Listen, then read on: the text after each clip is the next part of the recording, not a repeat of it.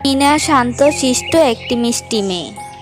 সেই গোপালগঞ্জে তার মামা মামির সাথে থাকে। গত বছর সে যখন তার মা বাবার সাথে গোপালগঞ্জে তার মামা মামিদের বাড়িতে যাবে ভাবছিল, তৈরি হচ্ছিল। কই গো, হলো তোমার? তাড়াতাড়ি নাও। ওরে বাবা, বাপের বাড়ি যাওয়ার কত তাড়া। চলো চলো, আমি তৈরি। আর শিউলি মা, বাবার হাতটা ধর।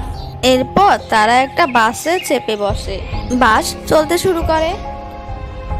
টিকিট টিকিট, এই যে দাদা, কোথায় যাবেন? গোপালগঞ্জ, 2টা টিকিট দিন। আর বাচ্চা টিকিট লাগবে নাকি? না, বাচ্চার টিকিট লাগবে না, এই নিন, ধরুন আপনার টিকিট। এরপর বাস বেশ গতিতে এগোতে থাকে, কিন্তু তারপরে হঠাৎ করে ঘটে যায় এই অ্যাক্সিডেন্টের ফলে শিউলির জীবনে ঘটে যায় বড় অঘটন। সে বাবা মাকে হারিয়ে বর্তমানে থাকে তার মামা মামির সাথে। এ কি রে শিউলি, তোর এখনো উঠান ঝাড়ু দেওয়া হয়নি? এই তো মামি, এক্ষুনি হয়ে যাবে। বাসি জামা কাপড়গুলো এখনো পর্যন্ত পড়ে আছে। পুকুর ঘাট থেকে এখনো কেচে আসিসনি? যা, শিগগিরই যা, এখনই কেচে নিয়ে আয়। শিউলি জামা কাপড় নিয়ে পুকুর ঘাটে চলে যায় এবং সেখানে পৌঁছে পুকুর ঘাটে জামা কাপড় কাচতে থাকে। উফ বাবারে, কত জামা কাপড়! কাচতে কাচতে আমার হাত ব্যথা হয়ে গেল।